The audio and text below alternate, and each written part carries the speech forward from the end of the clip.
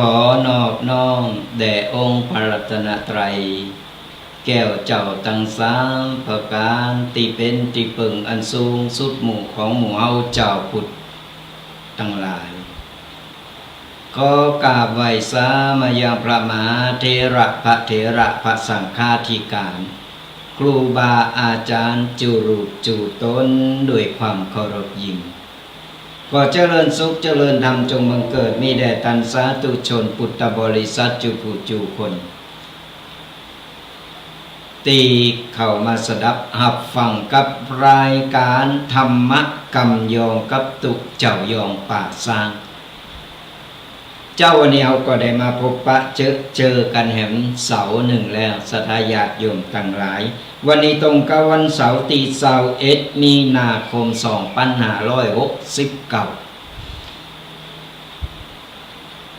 กำเดียวก็จะสิ้นเดือนแหมละเนี่ยศรัทธาญาติโยมทั้งหลายเอาได้มาพบปะเจอได้มามาเป็นกูท่องกูจากันเป็นประจำทุกวันเสาร์เนอะศรัทธาญาติโยมอีปออีแม่ปออุ้ยแม่อุ้ยตั้งหลายบัดติดการติดงานบ่มีภารกิจที่ไหนเฮาก็จะได้มามานำเอาปกิณกะต่างๆมามาศรัทธาญาติโยมได้ฟังเป็นข้อคิดเป็นคติธรรมกัน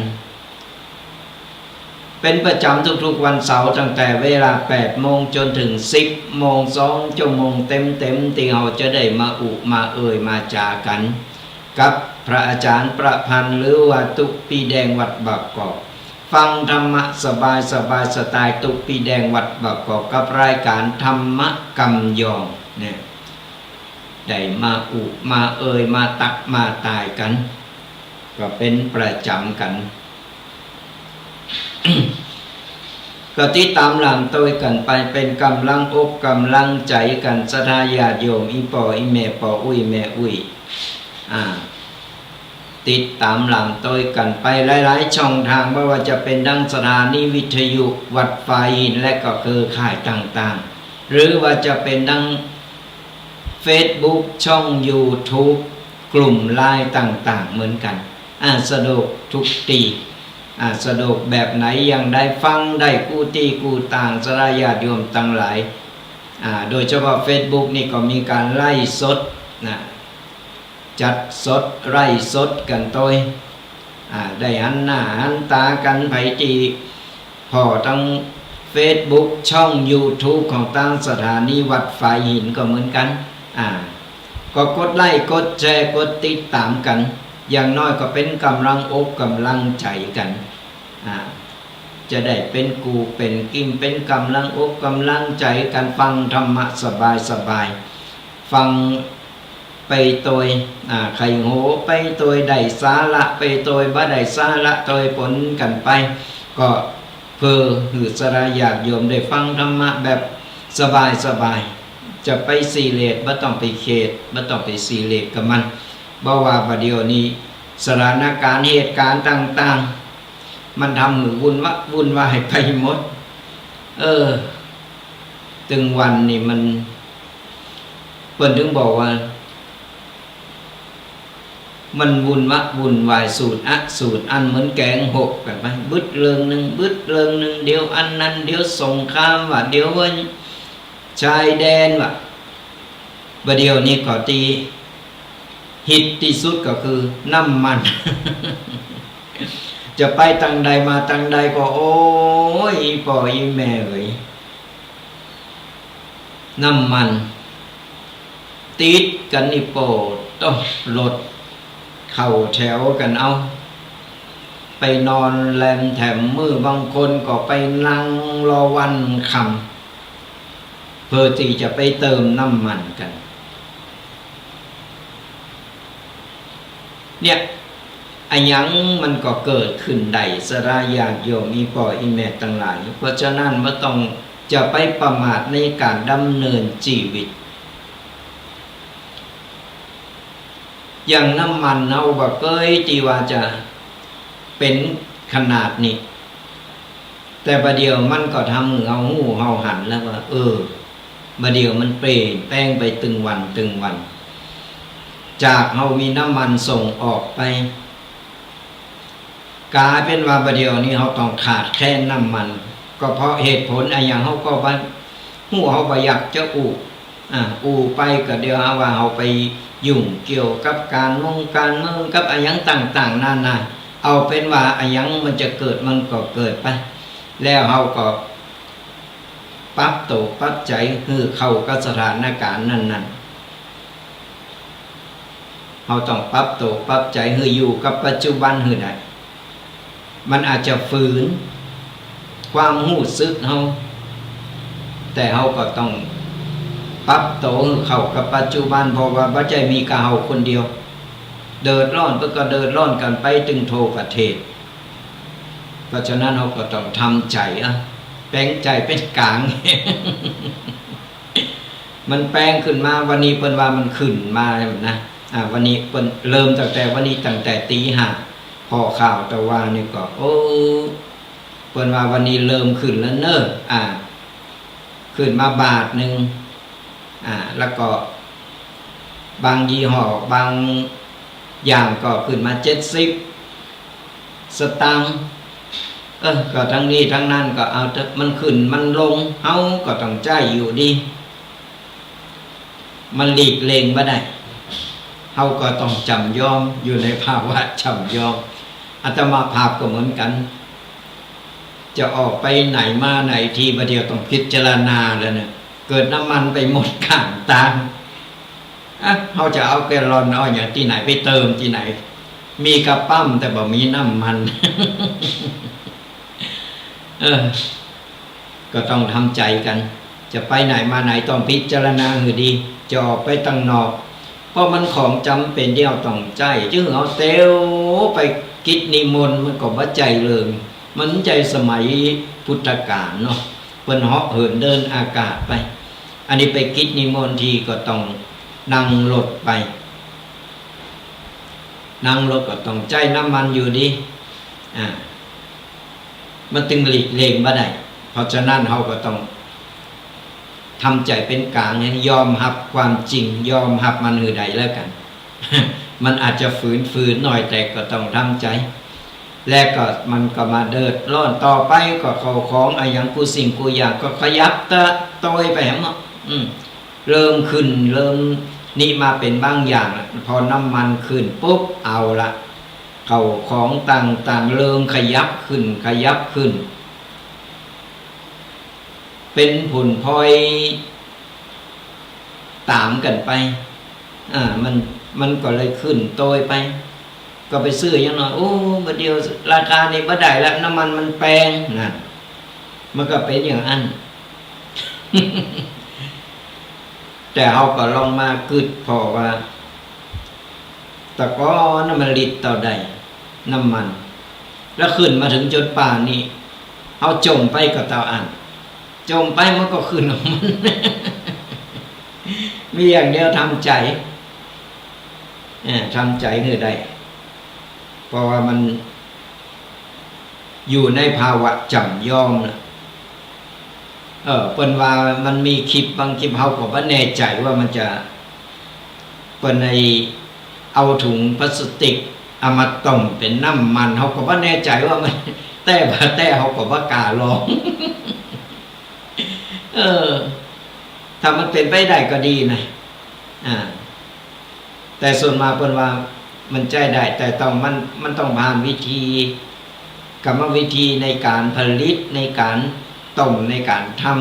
ำมันต้องไปศึกษาให้แน่นอนบางทีคลิปมันก็ทำออกมาแบบล่อเลนว่าทำเป็นคอนเทนต์เนาะแต่บางคนก็เจอบางคนก็ว่าเจอต้องวิจารณญาณเขาก็แปลกว่าถุงพลาสติกถุงกอบแก็บเฮาเนี่ยถุงหิ้วเฮาเนี่ยเอามาต้มกันเป็นน้ำมันเอามาใจกระโหลกได้มันก็น่าแปลกถ้ามันทำได้ก็ดีเนาะทำได้ก็ดีน้ำมันก็จะได้ลดลง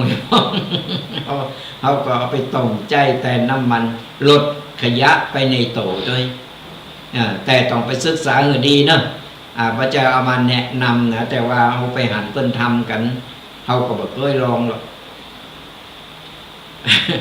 ก็เลยว่าเอามาเล่าสู่กันฟังก็เป็นประจำไผที่ฟังรายการอยู่ก็ติดตามลามต้วยกันไปในช่วงท้ายรายการเราก็จะได้เปิดสายหน้าไมค์อุสราญาติโยมได้มามามาตักมาตายกันมาสนทนาธรรมกันจดเบอร์โทรกันเอาไว้สำหรับไผที่กำลังเข้ามาฟังรายการใหม่หรือว่าจดเบอร์โทรบัตรตันจดบัตรตันตู้เจ้าบอกเร็วไปก็เตรียมสมุดปากกาจดกันเอาไว้เนอะชงได้รายการเราจะได้เปิดสายหน้าใหม่อุสราญาติโยมได้มามามาตักมาตายกันกันแบบสบายสไตล์ตุกปีแดงว่าต้องไปเก่งว่าต้องไปใจซับอย่างที่มันหรูหราหรือพิธีการเกินไปกันแบบง่ายๆสบายเข้าใจกันง่ายๆจดเบอร์โทรกันเอาไว้เนอะ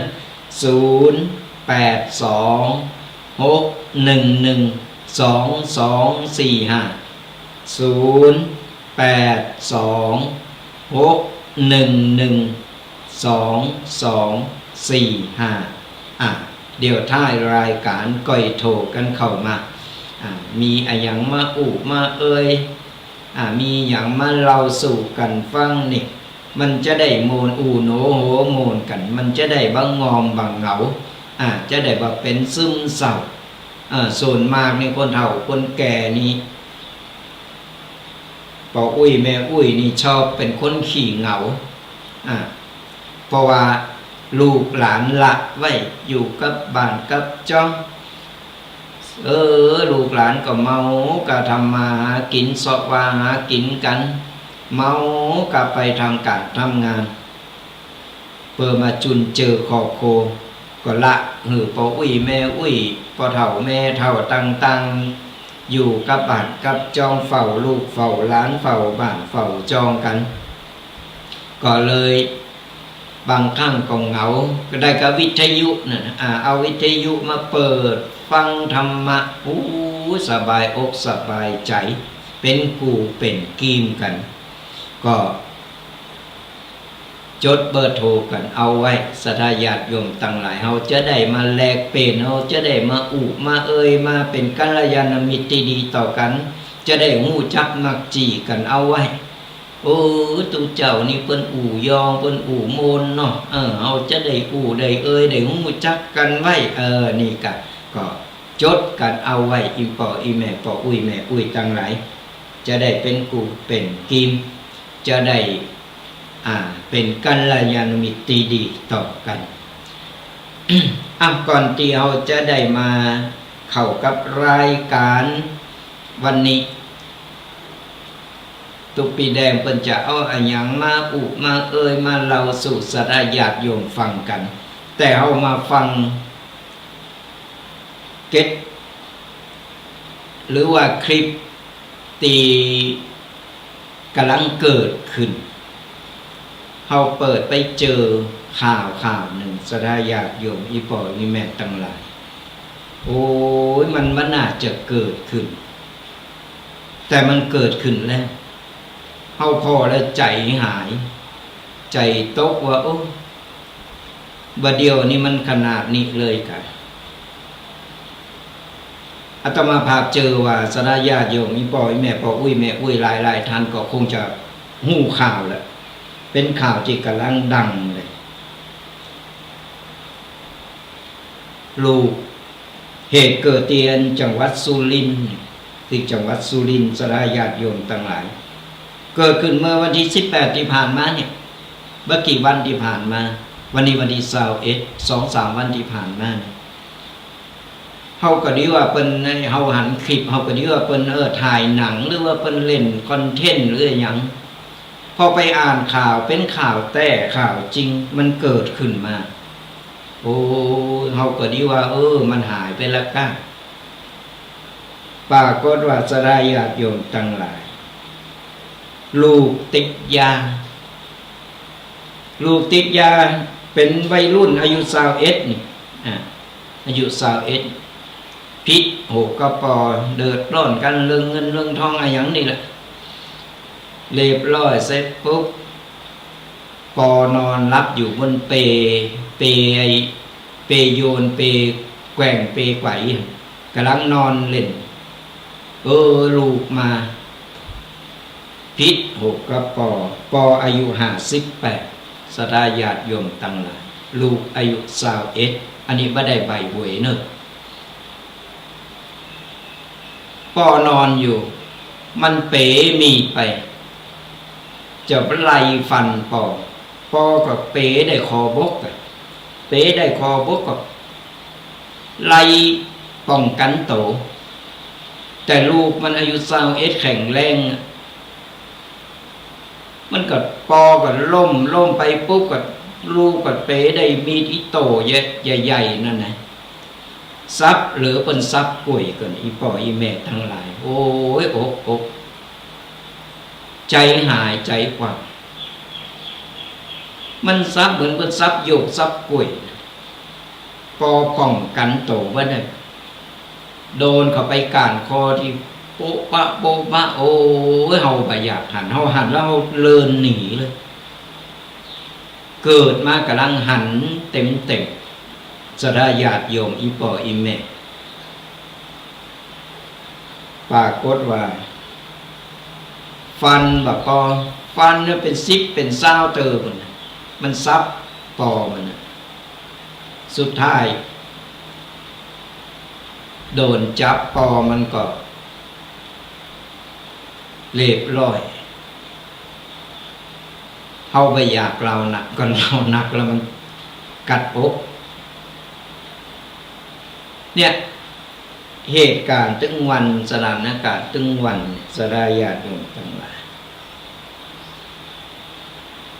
หันแล้วมันใจหายตียิบยกออกมาเล่าฟังเพราะว่ามันเป็นอุทาหรณ์สอนใจ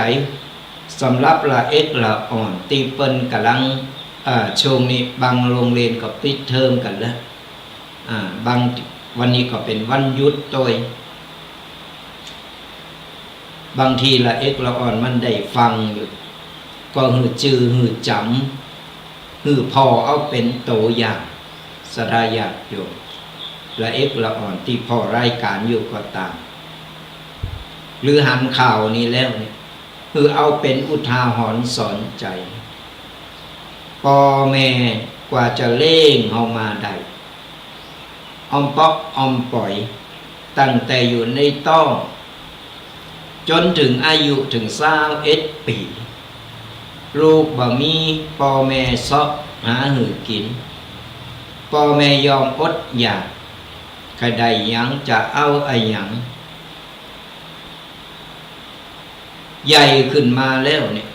ไปเอาของที่มันบัดจองบัดใจของบัดดีบัดดักมาเข้าเนื้อเข้าโตจะว่าของมูนี้มันบัดดีมันก็บัดใจมันดีของมันคือมันอยู่ของมันเฉยก็เนาะแบบไปแตะต้องก็เนาะแบบไปยิบไปกำแบบเอามาใส่ปากแบบเอามากินมันก็อยู่ของมันเฉยๆมันก็ไปบุกไปตีไปฆ่าใคร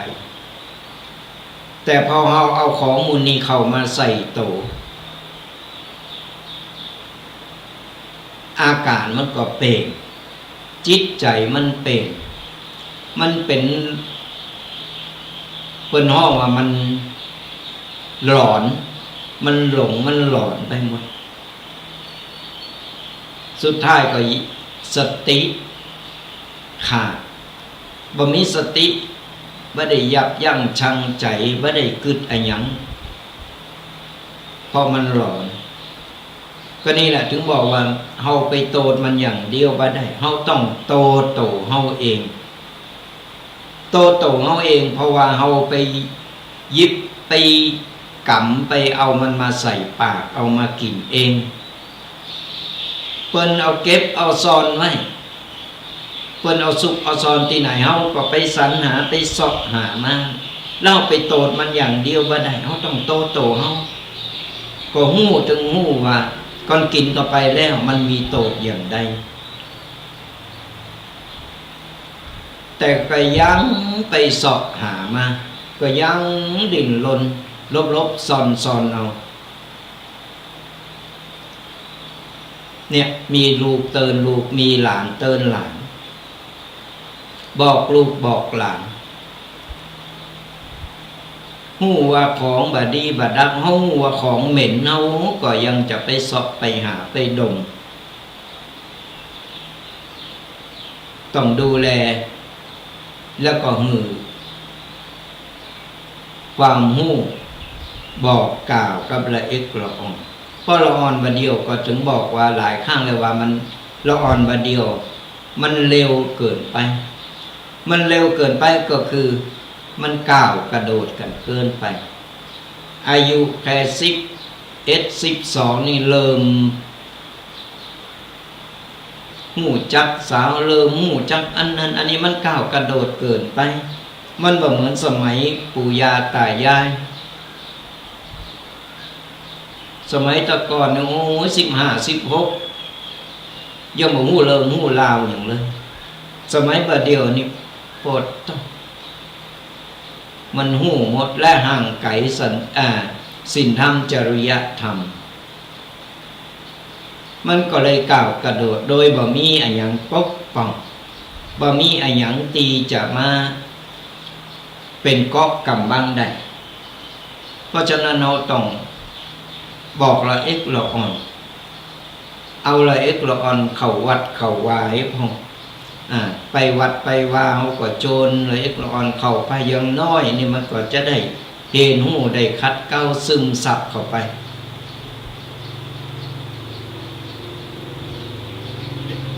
สมัยบัดเดียวเราอ่อนมันก็ไข่เข้าวัดเข้าวากันมันก็เลยห่างไกลศีลธรรมห่างไกลจริยธรรมไปก็เอาหักลูกหักหลานหือเอาเนี่ยพยายามก่อนเปิ้นมีโบสถ์ยังไกลจะถึงเนี่ยโบสถ์พาปลือดูร้อนเนี่ยยิงเป็นละอ่อนกระจายนี่คือเข้าวัดไก่ที่ไหนก็โบสถ์ที่หันยังน้อยเนี่ยเขาต้องไปเห็นดูมันต้องไปเสียได้ก็ต้องไป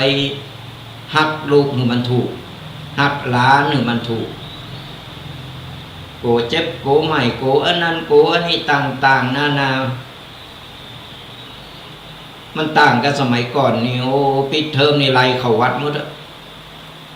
ประเดี๋ยวนี้บ่ใครหือลูกได้โบสถ์ได้คัดเก้าจิตใจมันก็อิสระมันก็มีเวลา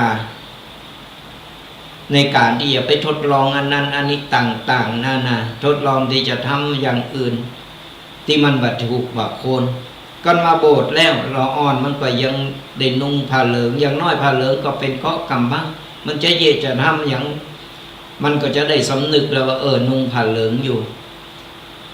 อันนี้มันพิษอันนี้มันพิษเราอ่อนมันก็จะได้เห็นหูมันลาสิกขาออกไปแล้วอย่างน้อยมันก็จะได้มีเกาะกำบังจะทำอย่างมันกึดละอันนี้มันพิษอันนี้บาดีอันนี้ถูกแยกออกก่อนเฮาหักลูกหักหลานโดยโกไปลำบากโกไปต่างๆนานาเราอ่อนมันต้องฝึกแล้วก็เห็นหูด้วยตัวเองต้องเจอกับตัวเองมันถึงจะแก้สถานการณ์ได้จะได้ประสบการณ์ในการใช้ชีวิตในการดำเนินชีวิตก็เอาไปหักลูกหักหลานเหมือนไข่ในหินมันมีกระแสส่วนมากเพราะมันมีอย่างเป็นเกาะกำบังก็อย่างที่เกิดขึ้นที่เป็นข่าวที่ว่าเอาหันแล้วก็เลยว่ามันนึกสลดใจ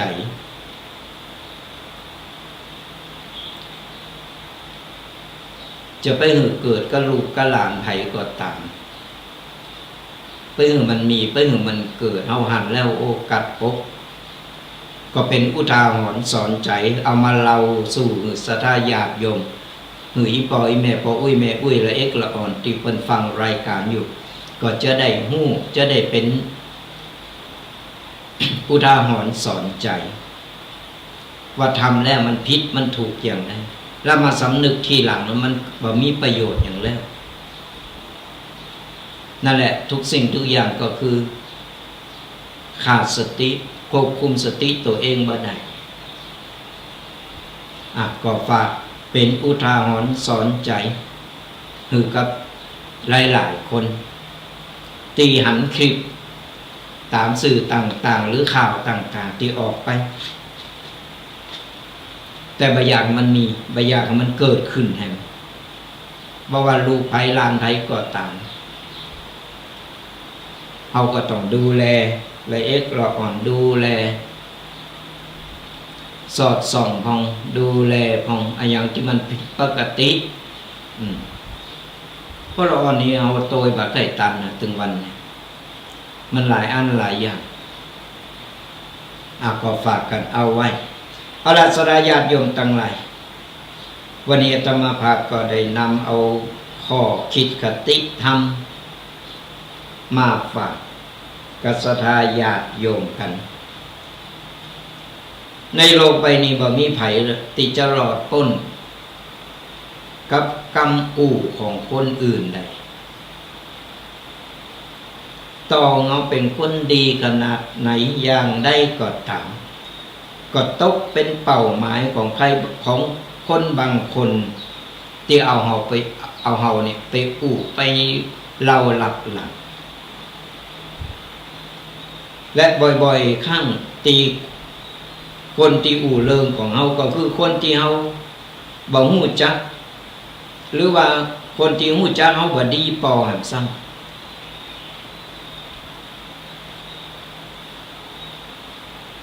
แล้วจะแก่อย่างไรมันถึงหนีบ่พ้นขณะตู้เจ้าอยู่ในวัดมันก็ยังเอาไปอู่ไปเล่าไปว่า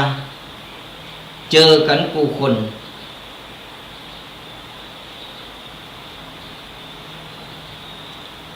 แล้วจะมีวิธีหับมืออย่างไรวันนี้ก็เลยยกเอาตัวอย่าง5อย่างมหึสราญาติโยมอีปออีแม่ปออุ้ยแม่อุ้ยได้นำไปปรับใจผมถ้าเจอคนประเภทนี้แล้วเจอคนอย่างนี้มันหนีบ่พ้นหรอกกูคนโดนหมดหูโตบ่หูโตบ่หูแต่โดนหมดอาตมาภาพก็โดนเหมือนกันรับหลังกับไปอย่างหน้าตั้งหน้ากับไปแอมยางก็มีมาในคาบคนไก่ชิดก็มีคนที่หูจังเอาว่าปอแต้บดีปอแต้ก่อนมีแล้วจะมีวิธีแก้อย่างไรวันนี้ก็เลยเอาข้อคิด5อย่างเมื่อสราญาติโยมลองไปปรับใจกันถ้าไผที่กำลังกำลังพบกำลังเจออยู่ตอนนี้1เป็นว่าเงบคือเป็นเงบคือเป็นเนี่ยได้เพราะเสียงเงบก็คืออาวุธของคนที่มีวุฒิภาวะเงานิ่งไหมเงบไหมมันไปว่าอย่างรับหลังอย่างไรหูข่าวว่าใจไปตีโพยตีพายหูแจ้งว่าทุกคนนั้นมาเล่าฟังอีนั้นไปเล่านั้นไปนินทาอย่างนั้นอย่างนี้ตีโพยตีพายไปเดิดไปดันไปตบไปตีลงไม้ลงมือกันอันนั้นเป็นว่าเขาใจอารมณ์จะผิดจะถูกบ่ฮู้เอาอารมณ์เอาสิ่งดั้งไว้ก่อนแต่ในพุทธศาสนาเป็นว่าหึงเอานิ่งไว้เงียบคือเป็นว่าต้องไปฟังโต้ตอบหรือว่าไปแก่โตพอยิ่งเอาโต้ตอบยิ่งขยายความไปแก่โตนี่นะไอ้คนนินทาเฮาคนที่มันว่าเฮาเนี่ยมันบ่ต้องการคำอธิบายจากเฮาคนมันบ่มีเหตุผลมันบ่ต้องการฟังคำอธิบายคำแก่โตอย่างต่างๆนานา เทงไปก็ไร้ประโยชน์เพิ่นถึงบอกว่าหมาเห่าโตหนึ่งเขาต้องไปเห่าตอบกันอันจะเป็นหมา2 โตเห่ากันไปเห่ากันมางงงงั่งเอาไปเอามากับเจ้าหมูได้ยินมาพวกก็มาลุมกันก็กลายเป็นหมาหมู่ไป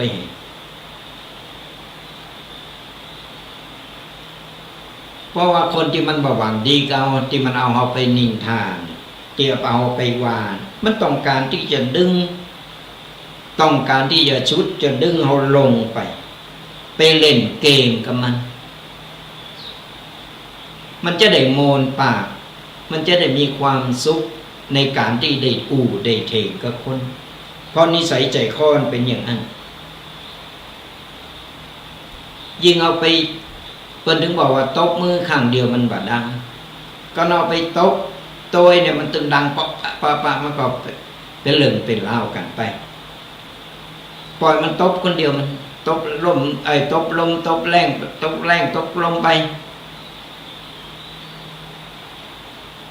คือมันโมนของมันคนเดียวผมต้องไปโมนโตยมันก็เอาไปโตยมันไปลุยโตยมันก็บานป่ายเพิ่นนึกบอกว่าข้อที่1คือเฮาเงียบคือเป็นสักวันหนึ่งเฮาเงียบเฮานิ่งสักวันความจริงมันปรากฏมาเองคือการเวลามันพิสูจน์เองมันจะจ้าหน่อยแต่มันบริสุทธิ์เฮาต้องไปโต้แย้งเฮาต้องไปโต้ตอบเฮาต้องไปเถียงไปแก่โตยิ่งแก่โตยิ่งก็หาว่าเฮาเฉยแถไปวันแถไปดังนั้นเฮาก็ต้องไปตื่นข้อที่2เพิ่นว่าพิจารณาว่าคนปักหรือคนปล่อยบางกรรมนินทาอาจจะสะท้อนบางสิ่งในตัวเฮาเมื่อเฮาควรปรับปรุงหากมันเป็นความจริงเฮาจงขอบคุณมันแบบเงียบๆและเปลี่ยนแปลงในทางที่ดีแต่หากมันเป็นความที่มันเป็นเท็จบ่มีความจริงเงาวางมันไว้ที่หั่นแล้วก็เดินออกไปโดยคนที่มีศักดิ์ศรีบางครั้งบางสิ่งบางอย่างมันเอาเฮาไปไปเราไปนินทาไปว่าอย่างนั้นมันต่อเติมเสริมแต่งอะไรอย่างก็ตามบางครั้งมันก็มีความจริงบางโซนแต่มันไปต่อเติมอันที่มันบ่เป็นความจริงอันที่มันเป็นความจริงเฮาก็ลองมาพิจารณาเฮาเก็บไว้มาพิจารณาเป็นเหมือนกระจกที่ส่องเฮาส่องเงาเฮาเนี่ยเฮาหัวหันว่ามีตำหนิที่ไหนเหมือนเฮาส่องแยงส่องพอแว่นตื่นเจ้ามาขี้ตามันติดตั้งใดหั่นนะควักเอาขี้ตาออกให้ปักแป้งปักนั่นคือมันสะท้อนเหมือนกับเฮาสะท้อนตัวเฮาเองถ้าอันไหนที่มันเป็นความจริงเฮาก็เอามาปรับปรุงแบบเงียบแสดงว่าเฮามีข้อบกพร่องอันนี้เฮาก็มาปรับปรุงเฮาก็ต้องว่าแอบขอบคุณมันที่มันเตือนสติเฮาบางครั้งบางสิ่งบางอย่างตัวเฮาเองก็เหมือนกันเฮาก็มีการผิดพลาดเผลอเล้อไปเฮาก็ควรเอามาปรับปรุงมาแก้ไขเมื่อต้องไปโต้เถียงเมื่อต้องไปมันว่าอย่างเฮาก็เฉยๆอันใดที่มันมันใจมันถูกที่มันก็ถูกของมันเฮาก็มาปรับปรุงแก้ไขให้เพื่อให้ตัวเฮาดีขึ้นมาอันใดที่มันปัจจัยความจริง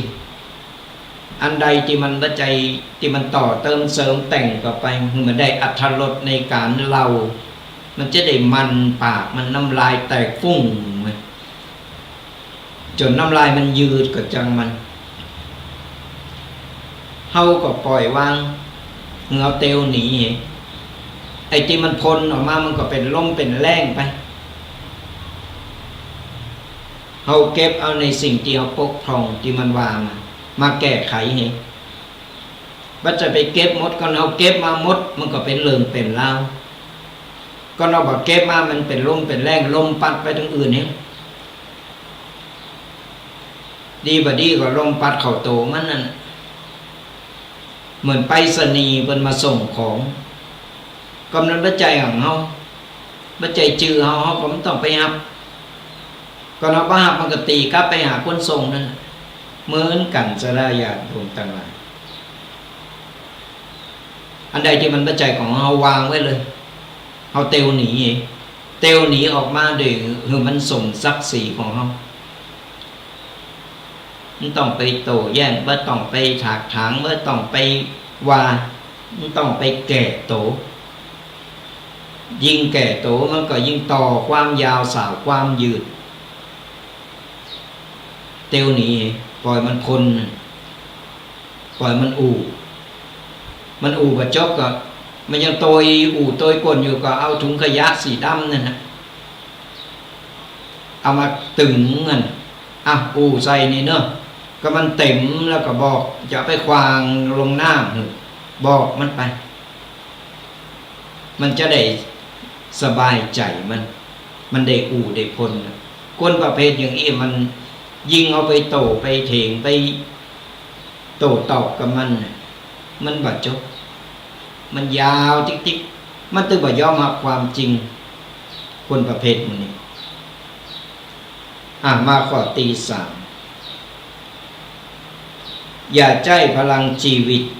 ไปแก่ข่าวคือคนตึงโลกคนที่เข้าใจเฮาบ่ต้องอธิบายมันก็เข้าใจคนที่บ่ชอบเฮาตองเฮาอธิบายเป็นพันครั้งหมื่นครั้งอย่าได้เกิดตามมันก็จึงบอกฟังพอหูมันบอกมันบ่ยอมรับความจริงมันเสียเวลาเพราะฉะนั้นจงใจเวลาและพลังไปสร้างชีวิตดีๆแทนที่จะมันชื่อผลลัพธ์ของเฮานี่เป็นคำตอบระยะยาวมันเสียอารมณ์ทำเงามุดงิดมาได้ยิ่งเอาไปโตไปเถียงไปแก่ข่าวมันเกิดว่าไปมันมอยมันอิดมันก็ยุดไปก็มันบ่ยุดมันบ่ย่างหรือมันมานั่งหน้าบ้านนั่งอยู่หันจ้องอยู่หน้าบ้านนั้นเอาไปไหนเอาเยะอย่างเอาทำอย่างมันจะได้หูได้หันจะได้มีเริงเอาไปอู่ไปเล่าอันนี้มันห้องว่าเป็นคนจิตอาสาอย่างไรอาสาสอบอาสาที่ชอบเรื่องเจ้าบาทพอเงินเดินมันจะได้เพิ่นจะได้เงินเดินมันใครหู้หยังใครถามมาหยังหู้หมดเป็นนักสืบประจำหมู่บ้านหู้หมดหู้ดีหรือเจ้าโตเพิ่นไปไหนไปเอะหยังไปทำหยังสอดหูสอดหันหมดวันหนึ่งก็นั่งดักอยู่แถวเป็นหูเป็นตาเป็นจอเรดาร์อยู่แถวหน้าบ้านแถวหน้าปากซอยแถวล้านก้าปู่ก็อยู่ดีๆไปกายไปไปแล้วฮะไปมาแล้วนั่นไปแล้วนี่มันไปไหนฮะมันไปยื้อหูโมดอยากหูอยากหันอันนี้มันจิตอาสาเงินเดินก็บ่ได้เข้าก็กับเจ้าหึงกินแต่ชอบขึ้นบันเนื้อลงบันไตไปบันหันพดบันนี่กาบเอาบ้านหันไปบ้านหนึ่งจากบ้านก็ไปบ้านต่อความยาวสาวความยืดไป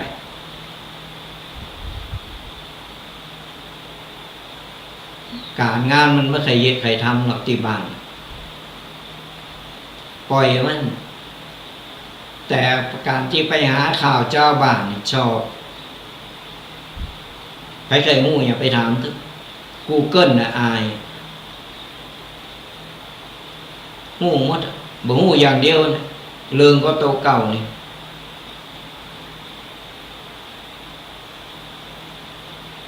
เอาใจชีวิตของเฮาครอบครัวไผครอบครัวมันเฮาบ่ต้องมาเสียเวลากับเรื่องอย่างนี้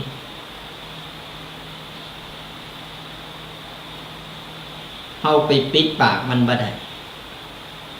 เฮาก็ปิดหูปิดตาปิด ปิดหูปิดตาของเฮาเองปิดปากของเฮาเองบ่ต้องไปโต้แย้งบ่ต้องไปสนใจบ่ต้องไปฟังไอ้ที่มันบ่เป็นสาระที่มันบ่ได้เงินได้ทองที่มันบ่ได้มาเล่งเฮาบ่ได้มาทำให้เฮาอิ่มต้องเสียสุขภาพจิตเฮาบ่ต้องไปแก่ตัวมันไข่เล่าอย่างที่ไหนก็ตามปล่อยมันจะไปเล่าพบบาทจะไปประกาศลงข่าวอย่างก็ปล่อยมันในมือมันบ่มีความจริงเขาผมต้องไปแก้ข่าวบ่ใจเนอะบ่ใจนั่นอันบ่ใจอย่างอีกมันต้องไปแก้ข่าวเสียเวลาเสียสุขภาพจิตบ่ได้ใจพลังชีวิตของเฮามีหน้าที่อย่างเฮาก็ทำไปดูแลครอบครัวของเฮาให้ดีดูแลตัวของเฮาให้ดีใจชีวิตให้มันมีความสุขให้มันอกแตกให้มันความดันขึ้นมันหันเฮาดีมันหันเอาใจชีวิตเฮาก็สนใจมันเดี๋ยวความดันมันขึ้นเองปล่อยมันไปมาข้อตี4เพิ่นว่าแยกเสียงนอกออกจากคุณค่าในตัวเฮาแยกเสียงนอกก็คืออันหยังที่มันบ่ใจที่เฮาเกิดอันหยังที่เฮาบ่ใจที่เฮาได้ ทำเฮาแยกออกไปไอ้เสียงนกเสียงกาเสียงหมูเสียงหมาที่มันเห่ามันหอนที่มันอันหยังก็ตามน่ะมาหวังดีกับเฮานั่นมันต้องเอามาใส่ใจโตของเฮาบ่มีใบมาฮู้ดีก็โตเฮาเองมีกะเฮานี่แหละตัวนี้ฮู้โตเองดีว่าขณะนี้เฮากำลังเฮ็ดหยังกำลังทำหยังเอาสติของเฮานี่แหละเฮามีหน้าที่หยังรับผิดชอบหน้าที่ทำหน้าที่ของเฮาให้ดีป่ว่าเฮาตุกเฮาจนเฮาอย่างหยังก็จะก็เฮาขยันสักวันเฮาก็มีกินมีใช้สักวันเฮาก็รวยเพิ่นว่าเฮาตุกเฮาจนมันน้อยอกน้อยใจโอ้ไปนั่นใดเขาก็ว่าเฮาตุกไปก็ว่าเฮาจนตึงว่าใครออกไปไหนล่ะอยู่บ้านดีกว่านั่งนอนอยู่บ้านดีกว่าทับถมโตกับเอากำอู่ของคนต่างนอกเข้ามาใส่สมองแล้วมาเป็นกำกึด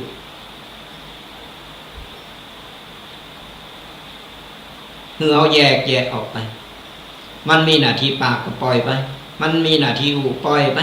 เฮามีหน้าที่ทำงานทำมาหากินเยอะกินเร่งโตเร่งครอบครัวทำได้ทำไปสักวันเนี่ยเฮาได้ดิบได้ดีขึ้นมาคนขยันมันบ่มีอดตายฮู้จักทำมาหากินฮู้จักขยันมันตึงบ่มีอดตายสักวันเฮาก็มีกินมีใจเฮาก็มีเก็บ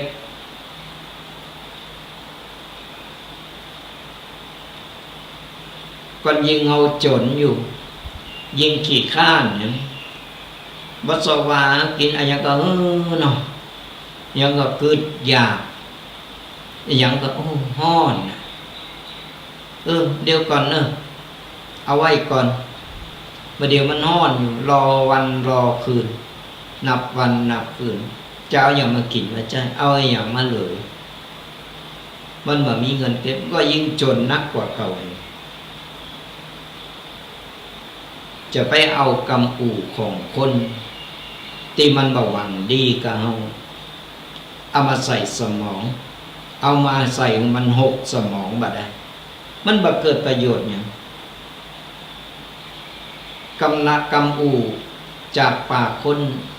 ที่มันเหม็นที่มันเน่านั่นปล่อยมันไปก็อย่างที่บอกเป็นลมเป็นแรงไปมันเห่ามันหอนมันไปเถอะกำอู่จอมป๋องกำอู่ที่บ่มีสารน่ะมันต้องมาเก็บใส่ใจมีหน้าที่ทำงานทำการทำงานเอาไปมีหน้าที่เยอะอย่างเอาไปบ่มีอย่างเยอะเอาก็เตวหนีมันต้องไปอู่มันต้องไปต่อรอบต่อเถงมันต้องไปเสริมก็ยิ่งเอาเสริมมันก็ยิ่งยาวไปมันก็มีกำอู่เพิ่มนั้นเขาทำด้วยแรงกายแรงใจของเขาทำพิสูจน์ถึงมันหู้คือมันหันเองดีกว่าดีเหลือกว่ากำอู่ไว้ก็อู่ได้อู่มือดีก็ได้อู่ง่ายก็ได้มันเป็นลมปากแต่การกระทำของเราเนี่ยพิสูจน์ถึงเขาหู้เขาหันเองมันทำแต่เนาะเยะแต่เนาะนี่กำอู่เดี๋ยวผมจะทำไอ้นั้นเดี๋ยวผมจะเป็นอันนี้เดี๋ยวจะอันนั้นจะพัฒนาอันนี้ต่างๆนานาเพื่อเป็นแล้วเป็นนะ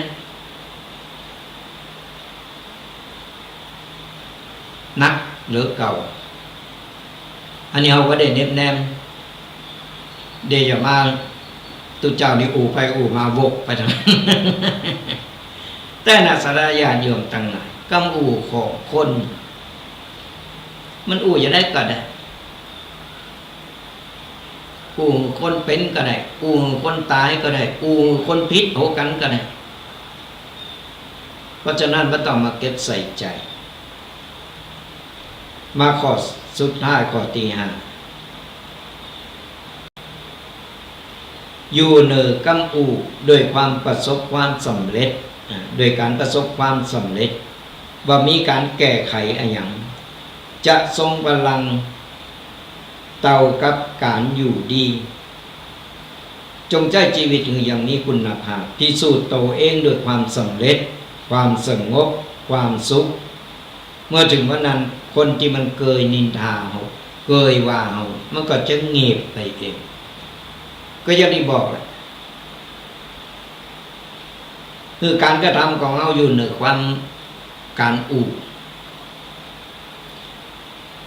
ไอ้ขายเฮ็ดล้มมันจะปดเท่าวันคำคืนหูแต่สู้การกระทำไม่ได้เขาทำมือเขาหูทำมือเขาหันทำมือสำเร็จเขากึดแล้วเขาจะทำเขาทำมือไทยทำมือสำเร็จนี่คือเป็นการแก้ข่าวเป็นการตีพิสูจน์คือเขาหูเขาหันเองว่าอ๋อมันแบบเป็นอย่างตีเขาว่ามันแบบเป็นอย่างตีเขาอู่เพราะเขาหูเขาหันเองอ่ะมันต้องไปเราต้องไปเสียเวลาไปเราคนนั้นคนนี้ไปแก่โตคนนั้นคนนี้ฟังเขาเอาความสำเร็จของเขาเนี่ยความก้าวหน้าของเขาพิสูจน์ถึงของหูเขาหันเอามาเป็นแรงบันดาลใจเปิ้นซบประมาทเปิ้นดูถูกเขาว่าเขาตุกเขาจนว่าเขาบ่หล่อบ่งามว่าอย่างก็ตามเขาเอานั่นแหละมาเป็นแรงบันดาลใจเขาต้องทำมือมันดีอ๋อมึงซบประมาทกันบ่เป็นหยังจะทำมือพอพลิกวิกฤตหรือเป็นโอกาสเอาใจกำอู่ของนั่นแหละมาทำลงมือทำมาปรับปรุงมาแก้ไขและทำมือมันสำเร็จเมื่อเอาสำเร็จเมื่อใดปุ๊บการกระท พิสูจน์ถึงเขาได้หู้ได้หันนะสำเร็จมาปุ๊บเขาจะหู้เองนี่คือคำตอบไอ้คนที่มันเกยว่าเกยดูถูกเกยนินทาเกยเอาเฮาไปวางบัดดีบัดรักต่างๆมันก็จะได้คำตอบเองมันก็จะหู้เองว่าแสดงว่าตีเขาอู่เขาเราเขาวามาบ่เป็นความจริงนี่คือการเวลาพิสูจน์ถึงเอาได้หู้ได้หันถึงบอกว่าอะหยังก็ตามคือการเวลามันพิสูจน์เองคือเอานิ่งเงียบอย่างเดียวเดี๋ยวกูสิ่งกูอย่างมันจะเปลี่ยนแปลงไปเอง5 ข้อด้วยกันวันนี้ได้เป็นข้อคิดที่นำมามาเล่าให้ศรัทธาญาติโยมได้ฟังกันอย่างน้อยก็เป็นข้อคิดสะกิดใจคอยเตือนสติว่าบางครั้งบางสิ่งบางอย่างที่เฮาหลีกหนีบ่พ้นที่เฮาหลีกเลี่ยงบ่ได้แต่เฮาก็สามารถพลิกวิกฤตคือเป็นโอกาสได้เฮาก็ต้องปรับตัวเฮาเข้ากับสถานการณ์นั้นๆปรับตัวเฮาปรับmindsetของเฮาใหม่เฮาอยู่กับปัจจุบันนั้นในเมื่อเฮาอยู่ในดงของคนที่นินทากาเลในดงของคนที่มีสิ่งเลวร้ายสิ่งแวดล้อมที่บ่ดีเฮาก็ต้องเอาตรงนั้นมาเป็นโอกาสเฮาจะแก้ไขอย่างใดในมือมันเจอกันมาหมดในมือมันโดนกันมาหมดเลยกูคนก็เหมือนกันแล้วจะแก้ไขอย่างใดเฮาต้องมาแก้ไขตัวเฮาเองแก้ไขตัวเฮาเองนี่ปรับปรุงตัวเฮาเองก็อย่างที่ได้ยกตัวอย่างไปเมื่อต้นรายการว่าอย่างในเคสของคนตีเปิ้นฆ่าปอเปิ้นอันนั้นเปิ้นมียาเสพติดเข้ามาโผพันเข้ามาผูกพันในครอบครัวในเมื่อเราอยู่ในดงของสิ่งแวดล้อมที่บัดดีเราก็ต้องรักษาตัวเราต้องดูแลตัวเราต้องเซฟตัวเราเซฟตัวเราอย่างไรก็อย่างที่บอกว่าของเพิ่นอยู่ดีๆของเพิ่นเอาสุกเอาซอนไว้เพิ่นจะเอามาแบขายกับกาดปัจจัยไปซื้อตามกาดนัดได้ไอ้ของหมู่นี้เพิ่นสุกเพิ่นซอนไว้แต่เอาขนขวายไปเองขนขวายไปเสาะมันเองไปหามันเองเพราะอย่างเอาอยากได้อยากกินอยากลองแต่ก็เอาเซฟตัวเฮาในเมื่อในหมู่บ้านนั้นมันมีตั้งเพิ่นกินกันหมดเพิ่นมีอย่างอันอย่างนี้แต่เฮาปฏิเสธตัวเฮาก็นอหักตัวเฮาก็อะยังก็ไปมายังก็ไปโจรก็บ่าวมันก็แบบประเทศนี้ขึ้นมาแต่ก็เอาไปโตยเพิ่นก็บ้านนั้นเพิ่นก็กินนี่บ้านนี้เพิ่นก็ทำนี่บ้านนั้นเพิ่นก็เอานี่เอาไปลุยโตยเพิ่นก็แสดงว่าเฮาบ่ได้หักตัวเฮาเองก็เอาหักตัวเฮาเองเฮาต้องปฏิเสธไผก็บังคับเฮาบ่ได้เหมือนกันสลาญาติโยมทั้งหลายอะหยังก็ตามก็เอาหูจักมีสติ หูจักมีสัพพัญญะหูจักเตือนโตเก่าอะบัดนี้อันนี้มันบัดนี้เอาบัดทำอันนี้เอาบัดเอาแยกเอาเสกโตเอาเองสิ่งต่างๆมันก็มาเข้ามามันใจว่าลนเข้ามาหรือว่ากระโดดมาใส่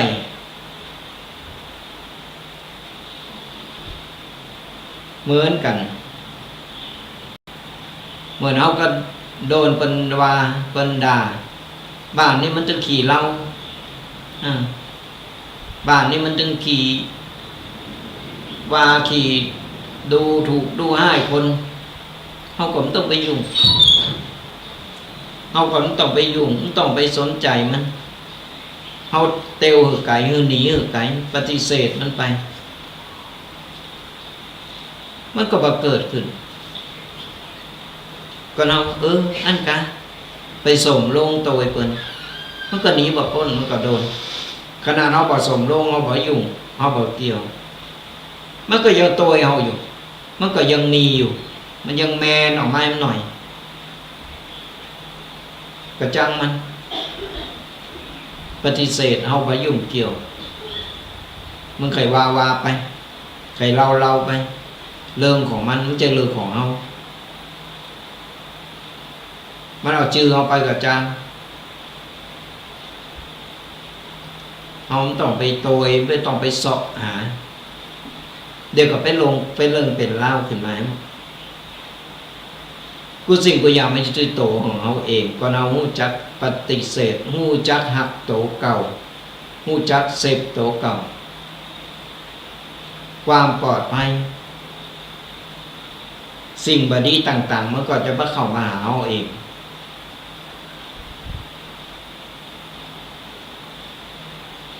เมื่อเราประคับประคองชีวิตของเราเกิดมาถึงจากกว่าจะเกิดมาได้กว่าจะใหญ่ขึ้นมากว่าจะผ่านประสบการณ์ชีวิตมาอายุจนป่านนี้เอาใจเวลามาเท่าใดเขาผ่านมานักแล้วเขาก็งูอะไรอย่างพิษอะไรอย่างถูกอะไรอย่างโคนอย่างบ่โคนในเมื่อเขางูแล้วเขาก็ต้องประคับประคองให้ถึงที่สุดจนหมดอายุไขของเขาเนี่ยหมดอายุไขเมื่อใดก็ปิดฉากไปเริ่มใหม่แหมพบแหมจากไปเริ่มต้นใหม่ไปเริ่มชีวิตใหม่ระหว่างที่เรามีชีวิตอยู่เอาก็ประคับประคองร่างกายเนี่ยเปิ้นหือเอามาแต่ดวงจิตวิญญาณของเราเนี่ยเข้ามาสิงสถิตอยู่ในร่างกายเราจะประคับประคองร่างอันเนี้ยคือมันไปตัดถึงตลอดหลอดฝั่งใดอย่างใดด้วยความปลอดภัยอย่างใดมันอยู่ที่ตัวเขาเอง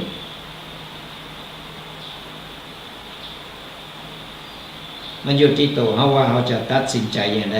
มีไผมา จี้มาบังคับต้องไปอย่างนั้นต้องไปทางนี้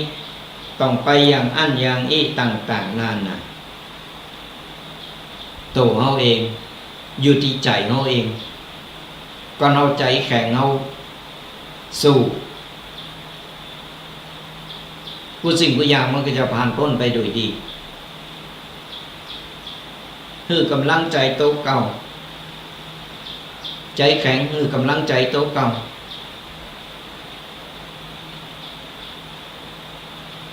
ก็เรามีกำลังใจร่างกายเขาก็แข็งแรง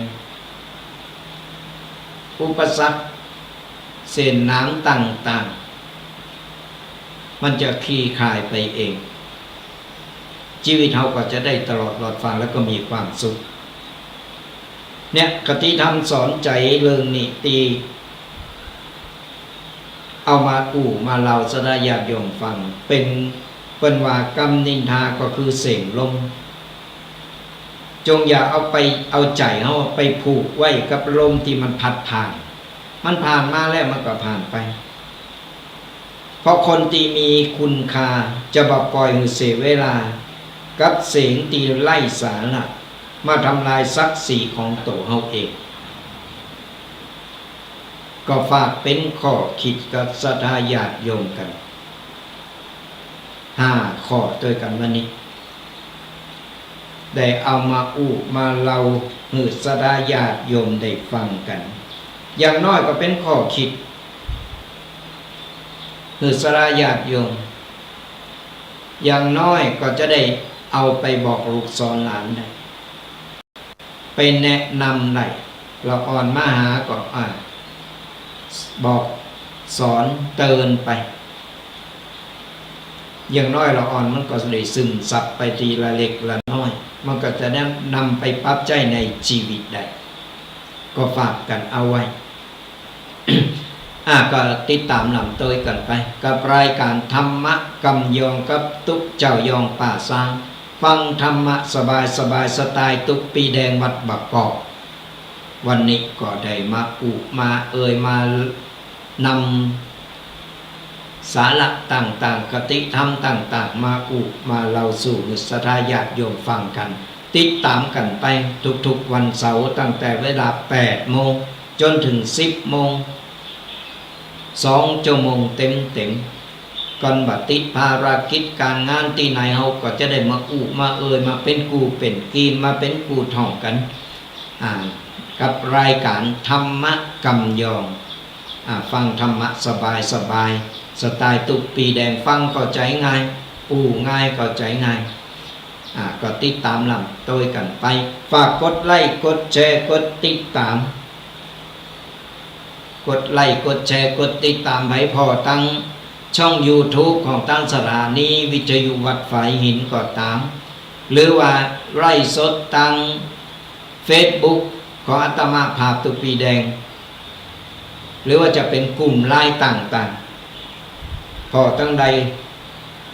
สะดวกตั้งใดกดไลค์กดแชร์กดติดตามกันไปหลายๆช่องทางที่เฮาได้ออกอากาศไล่สดกันใครมีทาง Facebook ใครมีโทรศัพท์ก็สามารถกดเข้าไปพอได้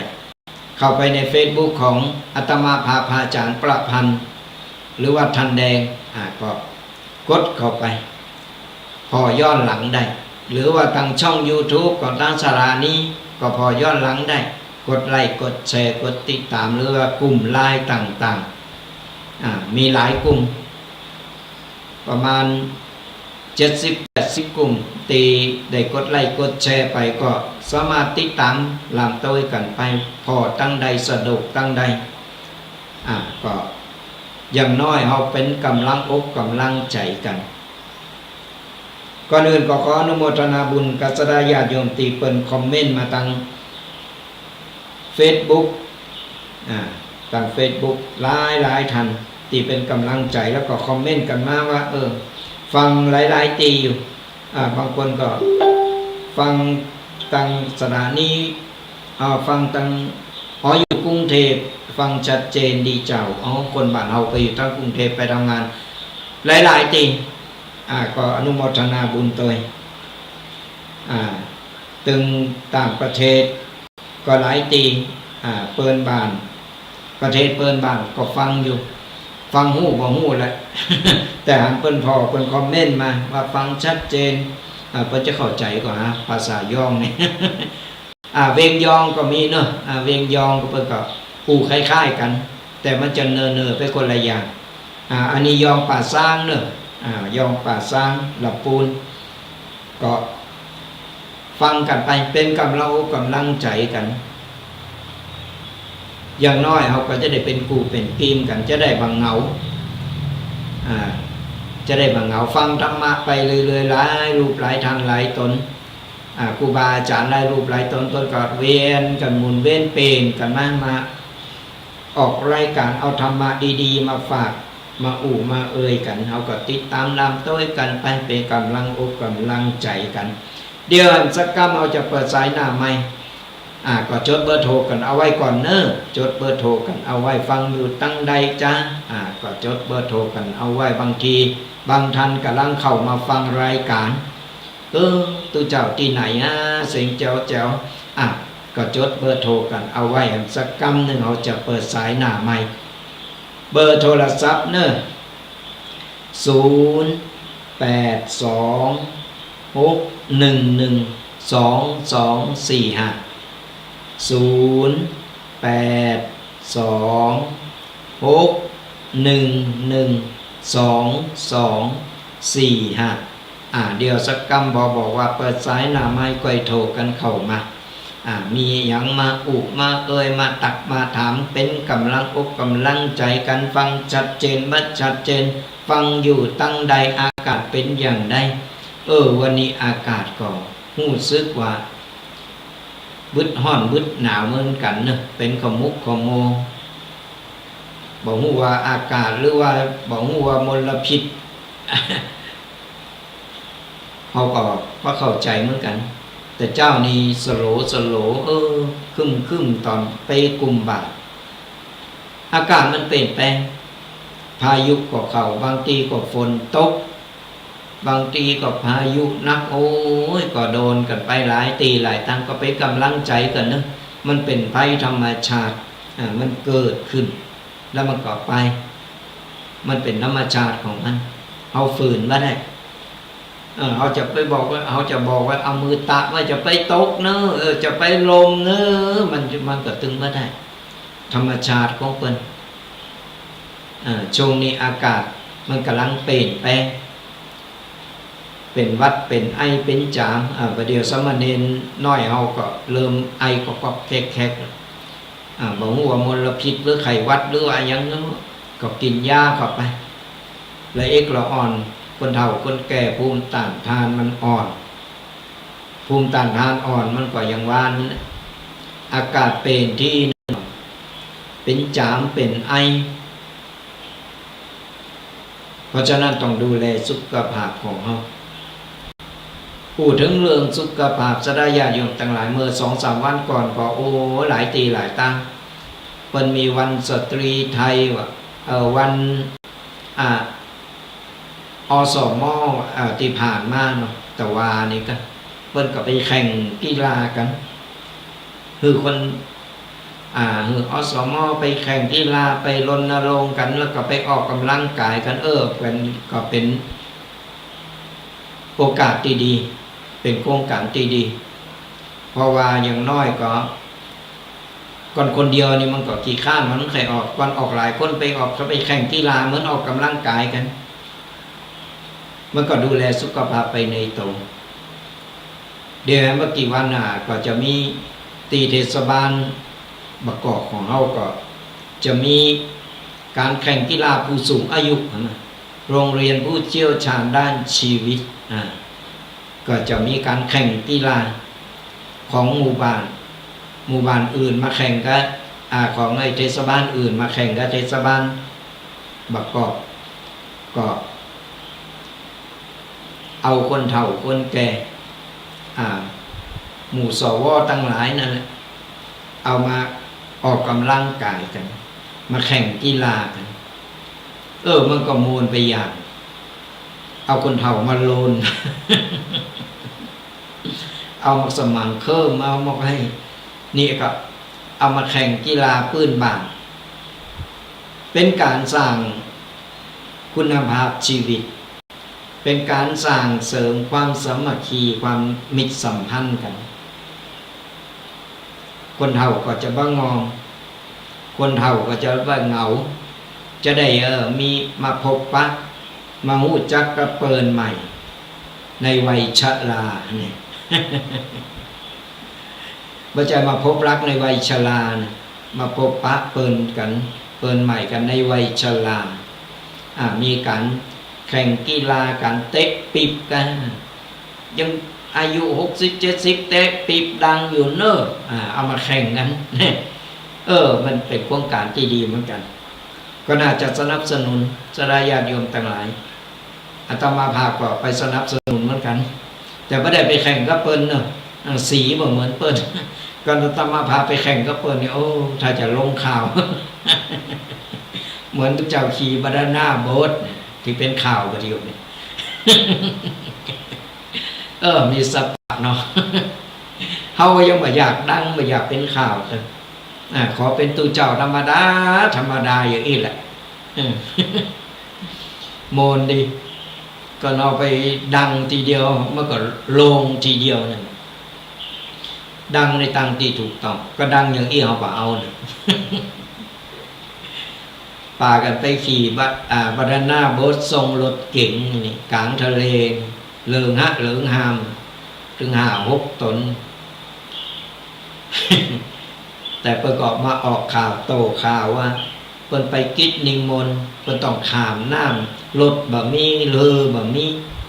ต้องขี่บานาน่าโบ๊ทเพื่อเอาจูงไป ถามว่าพิษก่อนพิษน่ะมันพิษอยู่แล้วโลกวัชชะเป็นโลกติเตนมันก็บ่เปิ้งบ่โคนบ่มอกจะเหตุผลใดๆก็ตามมันเขาจะแก่โตอย่างได้ก็ตามมันเป็นโลกติเตนไผหูไปหันไผพ่อมันก็บ่เปิ้งบ่มอกบ่งามตั้งที่นี่เขาก็เลงดีกว่าเอามาปอมอกปอโคนแค่เป็นขี่บานาน่าโบ๊ทไปต่ออันอยู่ได้ดังตึ้งๆในข้ามคืนข้ามวันเลยนี่แต่เขาว่าเอาเนี่ยอย่างนั้น เขาออกรายการมาก็หลายปี เขาอยู่เขาอีดีแล้วก็อยู่เป็นตู้เจ้าน้อยตู้เจ้าน้อยๆตัวน้อยๆอยู่นี่ก็พอว่าต้องไปโด่งไปดังกันไป ก็อูโนมุนกันไปสลายญาติอยู่ต่างหลายอย่างจะเกิดก็เกิดก็อย่างที่ว่านะเราประคับประคองใจเขาประคับประคองโตเขาก็เราคือว่าเราทำดีที่สุดแล้วก็พอแล้วก็ทำดีของเขาไปเรื่อยๆอย่างอื่นเขาไม่ต้องไปสนใจไม่ต้องไปนี่ก็พอเป็นว่ามู่เป็นประสบการณ์ไปเพราะว่าจะเกิดอะไรยังขึ้นก็ตามใจเขาคนเดียวใจเขาใจเดียวนี่แหละสิ่งสำคัญคือเอาสาใจเขาคือดีอารัสรายาโยมต่างหลายอุปอุมาก็จะเปิดสายหน้าไม้สรายาโยมได้มามามาเล่าสู่กันฟังไปมีอะไรยังไปมีประสบการณ์ยังมาเล่าสู่กันฟังก็โทรกันเข้ามาได้เนอะตอนนี้เราเปิดสายหน้าไม้กันแล้วโทรกันเข้ามา0826112245โทรกันเข้ามาฟังอยู่ตั้งใดชัดเจนว่าชัดเจนอย่างใดโทรมามาฟังธรรมะวันนี้ได้ข้อคิดอะไรยังพองก็เอามาเล่าสู่กันฟังก็เจอตัวเจ้าคนเดียวศรัทธาญาติโยมฟังไปก็ตามอยไปรับจะได้ศรัทธาญาติโยมมามาแลกเปลี่ยนกันมีอย่างมาเล่าสู่กันฟังโทรกันเข้ามาเอาเปิดสายหน้าไมค์กันแล้วเนอะ0826112245โทรมามามาตักมาตายกันมาแล้วเนอะเจริญพรฮัลโหล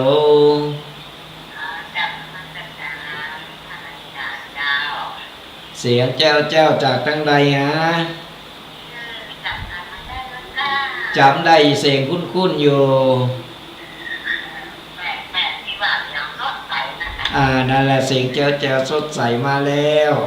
เป็นไรวันนี้ฟังอากาศเป็นไรมอง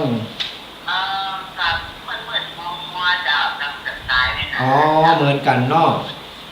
แปลงสอดใจเหมือนกันวันนี้ฟังธรรมะแล้วได้ขอคิดอย่างพอง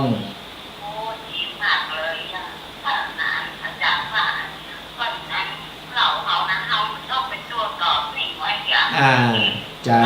จคือเขานิ่งไว้ดีแล้วเปิ้นใครว่าใครยังก็ปล่อยเปิ้นความสุขของเปิ้น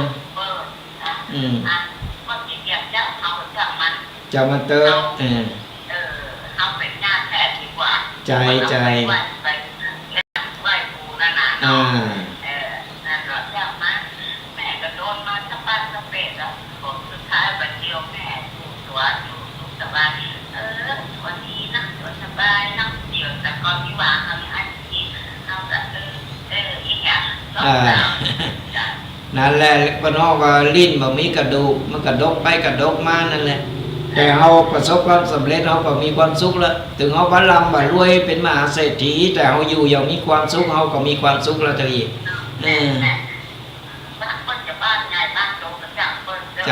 ใจโอ้สบายใจขนาดแล้วก็ยิ่งบ่มีหนี้มีสินเรามีความสุขมอกมีกินมีใจเอาปล่อยละนี่คือความสุขที่แท้จริงของเราปัจจัยว่าสุขมีความสุขแบบบานใหญ่บานโตมีเงินมีทองเขาก็บ่ฮู้ภายในเป็นอย่างไรแต่ของเรานี่มันแน่นเต็มตีคือเขาอยู่ถึงบ้านเป็นกระต๊อบถึงจะบ่มีเงินเป็นถังเป็นถุงเหมือนเปิ้นแต่เขามีกินมีใจมีครอบครัวที่ดีเขามีความสุขแล้วแม่นี่นะโอ้สมก่อนบ้านยอมของดีวันนี้ได้ลูกสาวที่ดีก็มันเขาถูกหวยรางวัลที่ใจถูกต้องใจแล้วเปิดทำบุญเป็นแสนเขาดีจะได้เขามาทำนั่นแหละเอาบุญเอาวาเนี่ยมีต่อใดเขาก็ทำต่ออันการน้ำบุญไม่ได้บังคับไม่ได้เจาะจงตามเจตนาของเขามีเขายกมือไหว้โถมโหสาตัวเขาก็ได้บุญได้กุศลก็เปิ้นเจ้าไปทำบุญที่ไหนเปิดหางแล้วก็ได้มีทำเต่าที่เขาสบายใจใจเอาที่เขาสบายใจเขาทำได้ทำไปตามแห้งศรัทธาของเขาก็เป็นบุญไปกุศลน่ะดีแล้วแม่กึดอันใดก็ดีแล้วนะ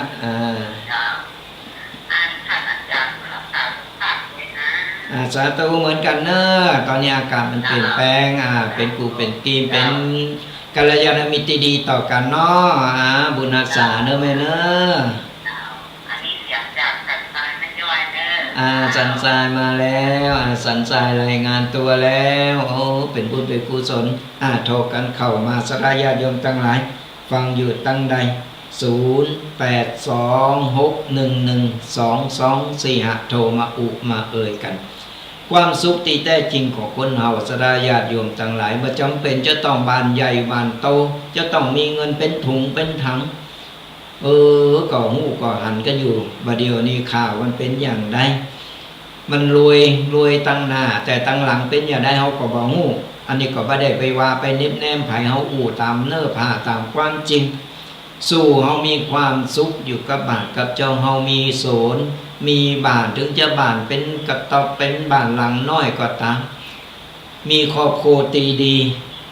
มีบ้านหลังน้อยมีกินมีใจบ่มีหนี้บ่มีสินนั่นคือความสุขที่แท้จริงเฮา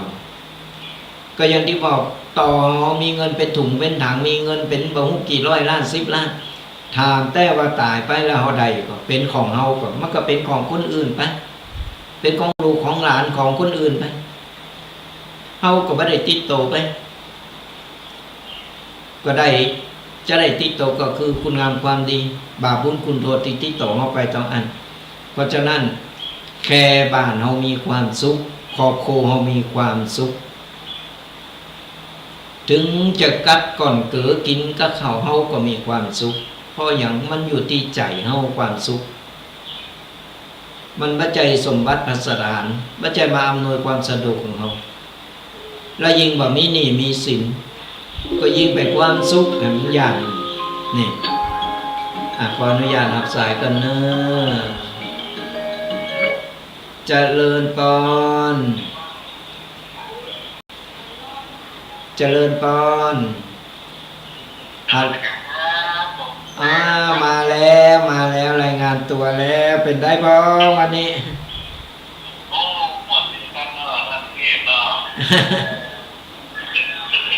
วันนี้อากาศเป็นได้บ้างอ่ะ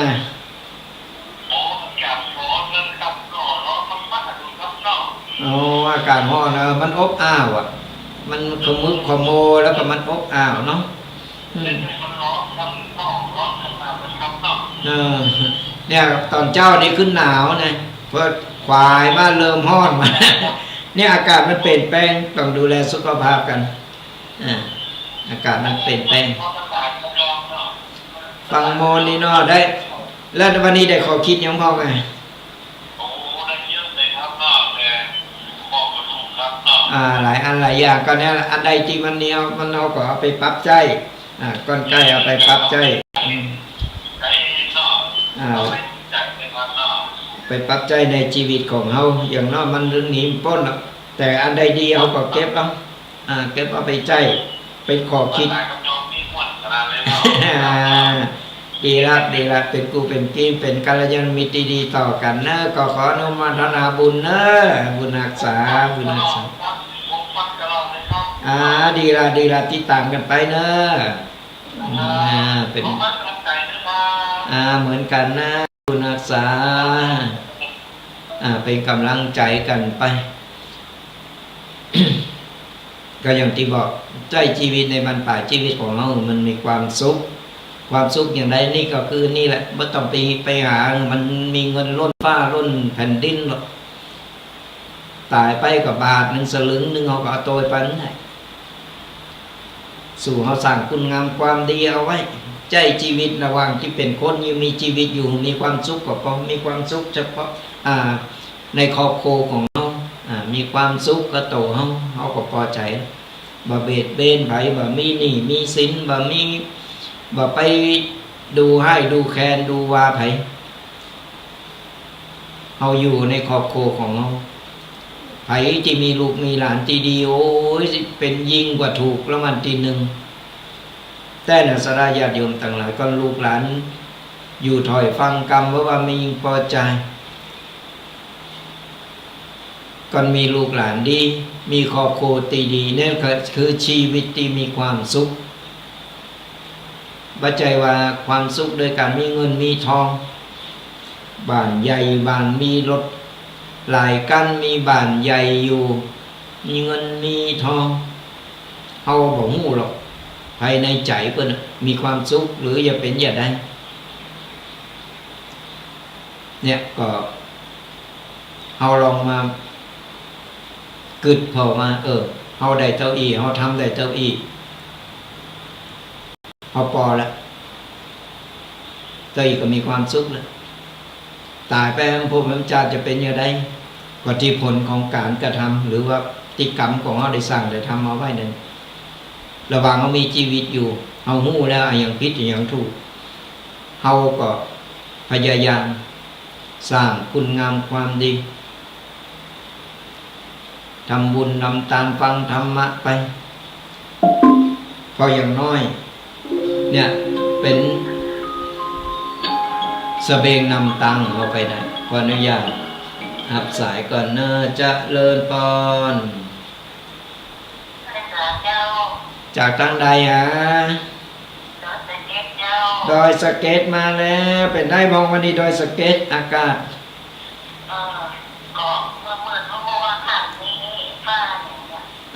เหมือนกันน้องตังเพก็เหมือนกันตังป่าสร้างก็มืดโมร้อนหนาวมันอบอ้าวอย่าได้ก็บอกว่าถูกบัดตกเลยฝน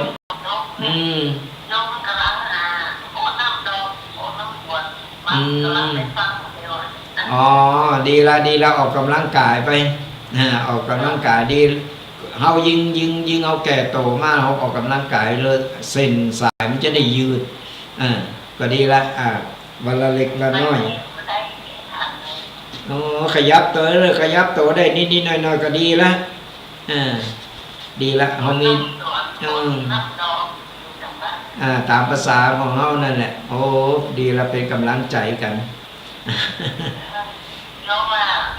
วันนี้วันเสาร์จะตั้งใจฟังกับไม่ได้ชอบฟังหรอกวันพอวันหลวงพ่อเดียวมาอดน้ำเลยเพลินไปเลยดีก็ยังมาฟังกันอยู่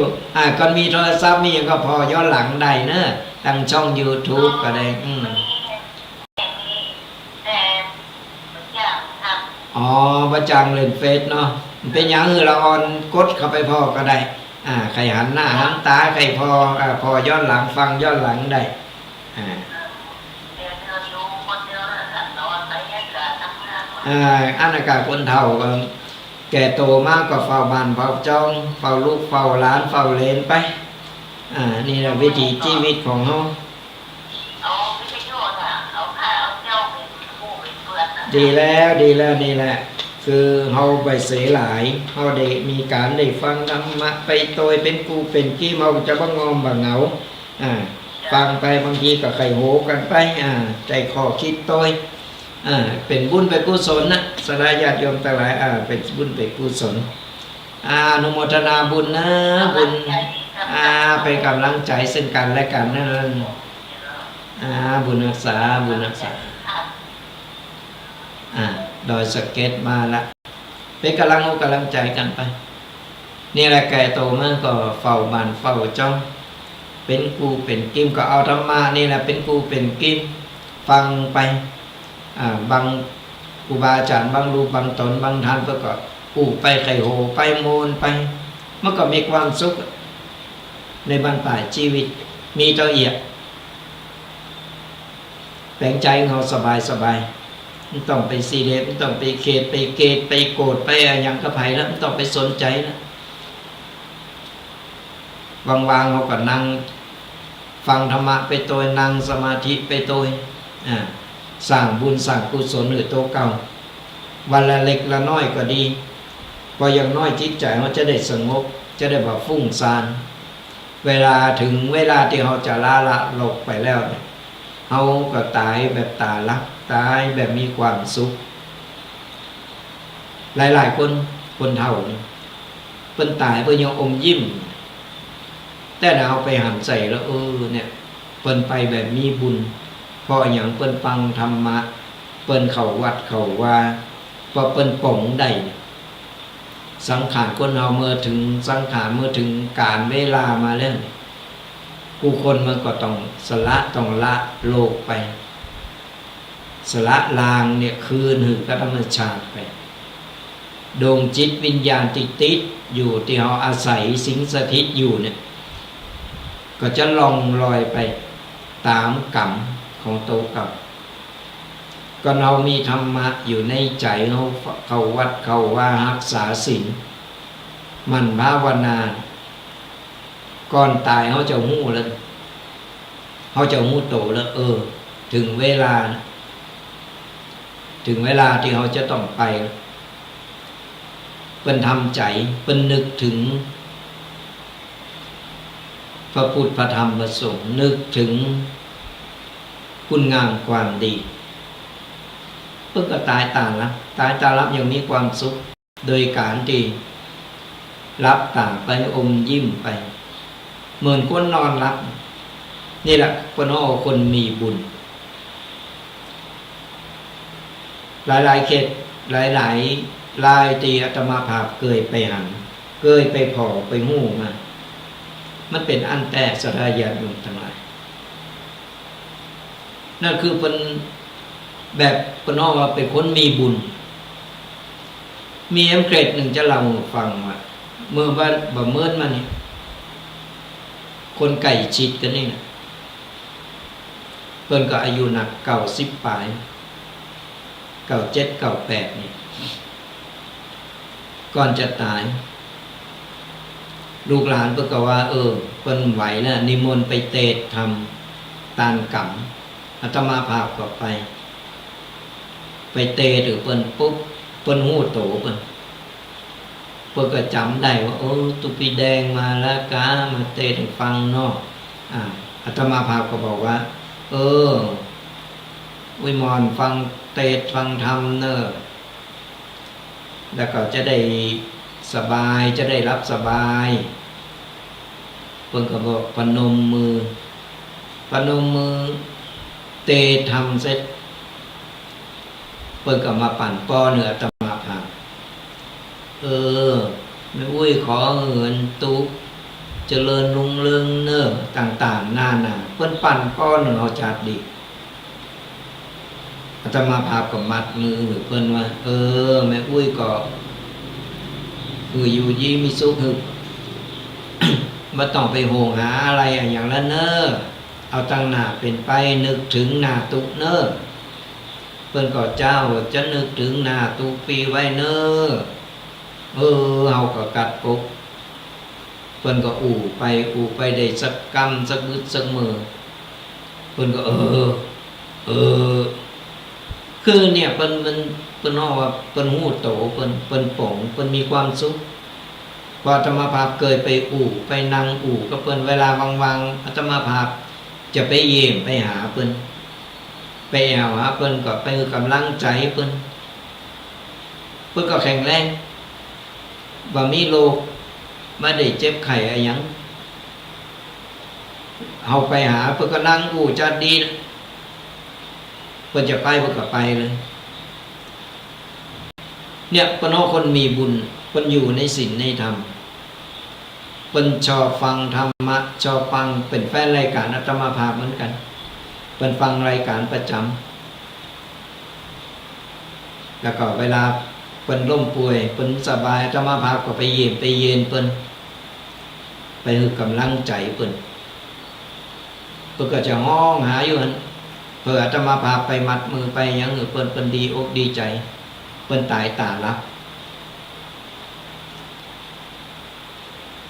เพราะจิตใจเพิ่นป่งจิตใจเพิ่นเป็นธรรมะเพิ่นชอบทำบุญบ่ว่าบุญเล็กบุญน้อยทำไปเมื่อสดาญาติโยมพ่อแม่พ่ออุ้ยแม่อุ้ยเนี่ยฟังธรรมะในบรรปลายชีวิตมีธรรมะเป็นกูเป็นเกมทำบุญรักษาศีลตะเอียดก็เป็นบุญเป็นกุศลถือว่าเป็นคนมีบุญสดาญาติโยมทั้งหลายตายก็ตายตาลับเฮาบ่โหงมาเพราะว่าเฮาได้ธรรมะเฮาได้ข้อคิดได้อะไรอย่างต่างๆที่นำไปปรับใจไปป่งกับชีวิตโตกับ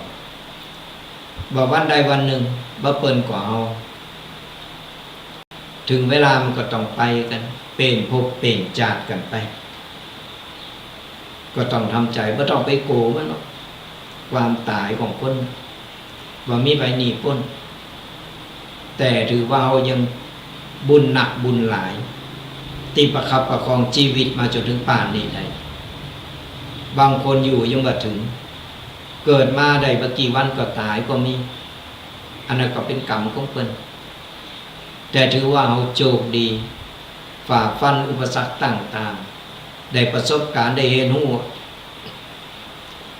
อย่างบนโลกใบนี้ต่างๆได้ผ่านมาหมดกูสิ่งกูอย่างประสบการณ์ชีวิตถือว่าบ่ขาดทุนบ่พุดตื่นบ่มีไผประคับประคองชีวิตเฮามาจนถึงป่านนี้อย่างถึงวันนี้ส่วนมากคนอายุสั้นตายยังหนุ่มยังแน่นก็มีอายุยังน้อยก็มีถือว่าเราได้กำไรชีวิตเราต้องมีกำลังใจทุกข์ต้องเข้มแข็งเราผ่านมาได้ป่านนี้ถือเก่งแล้วโทรกันเข้ามายังมีเวลาเหลือกันอยู่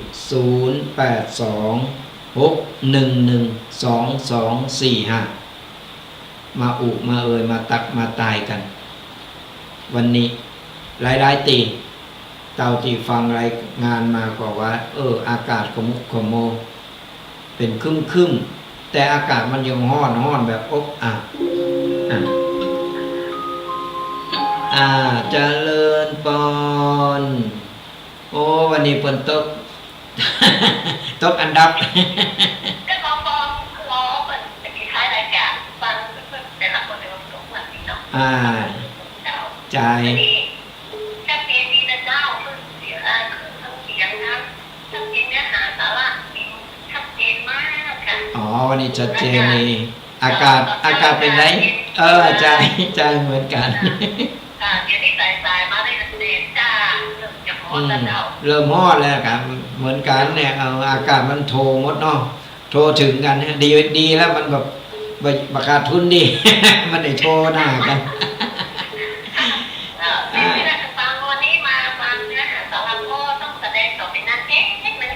อ่า มันต้องโต้ตอบเนี่ยให้ ใจใจ นั่นเองไปก่อนเนาะ อ่าปล่อยเพิ่นเฮาคนเดียวมันเถอะเฮาเงยมันนี่เงยเป็นนางเอกก็พอละบุญรักษาบุญรักษาอนุโมทนาบุญเนอะให้มันสายหนึงโทรกันเข้ามาเนอะโยมแมรีวันนี้เพิ่นยอมปิดท้ายรายการเพิ่นยอมเป็นนางเอก กูเจอมันเป็นนัมเบอร์วันวันนี้เป็นวันนี้แม่ครูยอมเป็นนางเอกโทรกันเข้ามา0826112245โทรกันเข้ามากำหนึ่งเนิร์เจ้าสายซ่อนของโยมแม่ลีโยมแม่ลีนี่ตั้งไงเชียงใหม่โทรกันเข้ามา เจริญปอนวันนี้เป็นนางเอกกันหลายคนเนาะวันนี้ ไม่หาคืนมาเจอวันนี้หาคืนมาเจอชัดเจนนี่เนาะตอนนี้ชัดเจนนี่เนาะตอนนี้หลวงพี่แล้วก็โทรกันตามมาแต่เจ้าฟังโทรศัพท์วันนี้อากาศเป็นได้บ้างทั้งบ้านหอมนี่ก็มาหอมแต่ฮ้อนอบอ้าวอย่าได้อย่างเบาก็มืดขึ้นนั่นมันอยากได้มันอากาศมันเปลี่ยนแปลงเนาะก็เป็นกำลังใจกันเนาะเป็นกำลังใจกันไม่ปัญหาเนอะโอเคยอมยินดีตอนรับปีใหม่จะมีอย่างดีฮะมันมี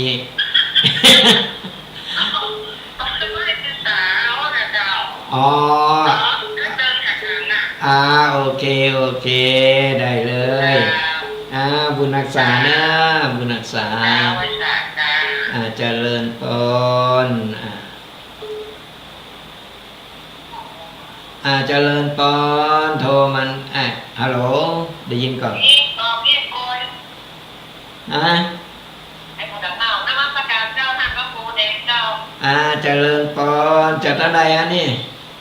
จะหวังการแม่สาวอำเภอแม่อายแม่อายมาแล้วเป็นได้อากาศทั้งปุนแม่อายเมื่อวานร้อนเจ้าหนาเข้าไปอย่างไรเหมือนกันได้โทรถึงกันโทรหน้ากันบัดย้อมน้อยหน้ากันแล้วตอนเล็กก็เหมือนกันตอนเจ้าฮ้อนตอนแรงมาตอนฝ่ายมันก็หนาวนี่ตอนหนาวตอนฝ่ายมันก็ฮ้อนผิดถูกความแก่ความเฒ่าความเป็นโรคภัยไข้เจ็บมาแบบนี้คือเรื่องธรรมดาเนาะเป็นธรรมด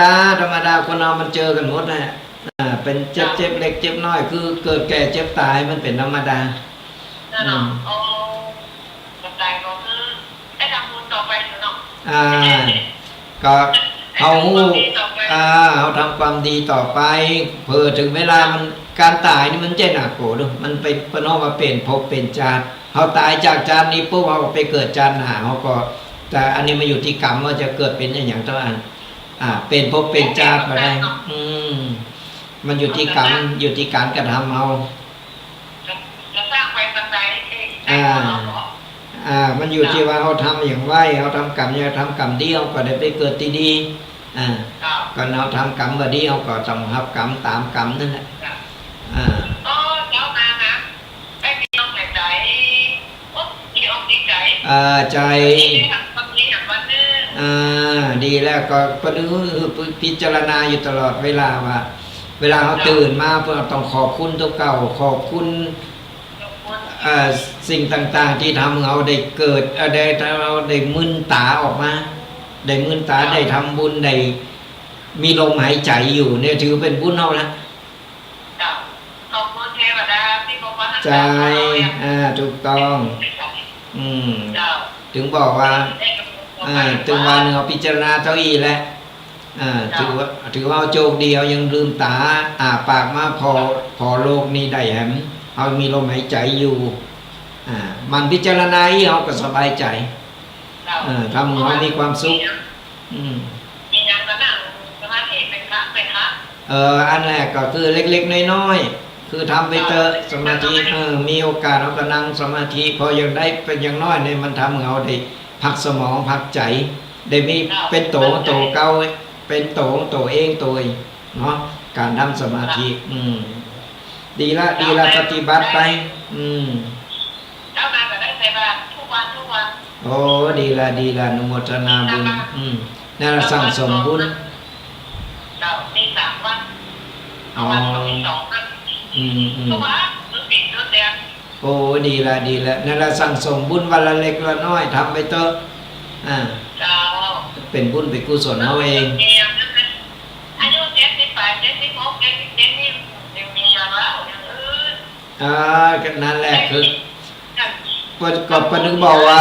วัยเกษตรนี่เป็นวัยที่เราสั่งสมบุญเป็นวัยที่เราต้องสั่งสมบุญอย่างเดียวอย่างอื่นต้องไปสนใจเพียงมันแล้วคือกูสิ่งกูอย่างมันผ่านมาหมดแล้วเนาะก็เป็นกำลังใจกันเนอะเป็นกำลังใจกันบุญรักษาเนอะมันจะทำเราสุขภาพแข็งแรงเป็นกำลังใจกันไปเนี่ยวัยเกษตร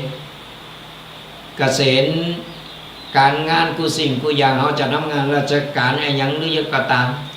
เขาได้เงินเดินคนเฒ่ามาแล้วเขามีเงินเดินกินแล้วเขาก็แบ่งปันไปทำบุญพออย่างน้อยเป็นสเสบียงบุญต่อทุนไปสั่งสมบุญกันเอาไว้ในบรรปลายชีวิตในเมื่อเอาเป็นพบเป็นจาดไปแล้วเนี่ยก็เราบอกมีสเสบียงบุญบอกมีอะไรอย่างไปรอเขาอยู่ตั้งหน้านี่ว่ามีแสงสว่างนำทางเขาไปเนี่ยเขาก็ไปพิถูกไปในทางตีบดีบ่โคนบ่เหมาะก็เรามีสเสบียงบุญมีแสงสว่างนำทางเขาไปเขาก็จะไปในทางตีดีเป็นพบเป็นจานเขาตายปุ๊บเขาก็ถอดจิตออกไปละเอาร่างกายสังขารของเขาเนี่ยเอาไว้ตั้งหลังเอาคืนสู่ธรรมชาติไปแต่ดวงจิตวิญญาณของเขาถอดจิตวิญญาณไปแล้วเนี่ยเขาก็ไปนะเขาก็ไปเกิดแห่งภพหนึ่ง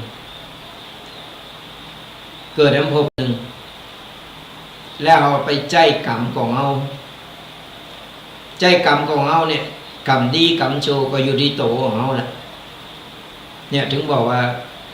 บรรปลายชีวิตในวัยเกษียณสั่งสมบุญเอาไว้บางครั้งเนี่ยตอนหนุ่มยังหนุ่มยังแน่นอยู่เขายังแบบวันนึกถึงบ่าขนขวายหาเมากระทำการทำงานซอกว่าหากินเร่งปากเร่งต้องกันแต่ในวัยเกษียณเนี่ยเราสั่งสมเอาไว้มันยังบัดสายเกินไปโซนมาก็บอกว่าพอโซนเขาวัดเขาว่าแล้วยังบัดแก่เติมยังบัดเฒ่าเติมส่วนมากจะว่าอย่างนั่นก็คือว่าเรายังปล่อยปะละเลยสเสบียงบุญกันแต่ในมือวัยเกษียณแล้ววัยที่เราต้องพักกับการงานกูสิ่งกูอย่างหันมาเอาดีต่างการทำบุญในการที่สั่งสมบุญในบรรปลายชีวิตเรามีเวลามีโอกาสเราทำได้ทำไปเถอะว่าจะเป็นความดีอะไรอย่างก็ตามทำได้ทำไปนั่นแหละสั่งสมบุญกันเอาไว้ในบรรปลายตายไปก็ตายตานะเขามีสเสบียงบุญรอเขาอยู่ตั้งนานปัจจัยตายไปโยมบาลถามว่าสั่งคุณงามความดีอะไรอย่างไหวพองนึกบ่ออกบอกบ่ถูกพอเขาบ่เคยทำปกติลงไปปุ่นอะไรหมอละ6ปุ่นนี้ แต่ก่อนเราสั่งสมบุญรักษาศีลมันภาวนาเพิ่นถามอย่างมาเขาตอบได้หมดเพราะเขาเคยทำเพราะมันอยู่ในสมองอยู่ในหูเขาเลยนี่ก็ฝากกันเอาไว้กันตัวมีใครจะโทรก็โทรกันเข้ามายังมีเวลาเหลืออยู่อันสาย2 สายก่อนบัดมีเวลก่อนบัดสะดวกโทรก็บัดเป็นยังทุกๆวันเสาร์ติดตามรายการกันไป ทุกๆวันเสาร์ตั้งแต่เวลา8 โมงจนถึง10 โมงกับรายการธรรมกำยองนะฟังตุเจ้ายองป่าสร้างฟังธรรมะสบายสไตล์ตุกปีแดงวัดบากกอกก็จะได้มาเป็นกูเป็นติมมาอุมามาตักมาตายสลายญาติโยมกันเป็นประจำก็ฝากติดตามรามต้วยกันไปฝากกดไลค์กดแชร์กดติดตามบ่ว่าจะฟังรายการตั้งช่องทางใดก็ตามจะเป็นตั้งวิทยุวัดฝายหินคืน104.5วัดฝายหินหรือว่าเครือข่ายก็ตามหรือจะเป็นตั้งช่อง YouTube ของวัดฝายหิน Facebook ของอาตมาภาพอาจารย์ประพันธ์หรือว่าทันแดงกดไลค์กดแชร์กดติดตามหรือจะเป็นกลุ่มไลน์ต่างๆสะดวกตั้งใดฟังกันได้ฟังย้อนหลังกันได้ฟังแล้วก็กดแชร์กดไลค์กดติดตามกันเพราะอย่างน้อยเป็นกำลังอกกำลังใจคนที่เพิ่นบ่ได้ฟังบ่เคยได้ยินบ่เคยได้ฟังเพิ่นได้ฟังได้ยินเพิ่นนำไปใจนำไปปฏิบัติเฮาก็ได้บุญได้กุศลเป็นการเผยแผ่ธรรมะไปในโตก็ฝากกันเอาไว้ตัวก็ขออนุโมทนาบุญกับหลายๆคนหลายๆท่านที่เพิ่นคอมเมนต์มาทาง Facebook เดี๋ยวจบรายการอาตมาภาพก็จะได้ตอบตามคอมเมนต์ไปเอาละสลายญาติโยมทั้งหลายพอนาฬิกาแล้วก็ได้เวลาเดี๋ยว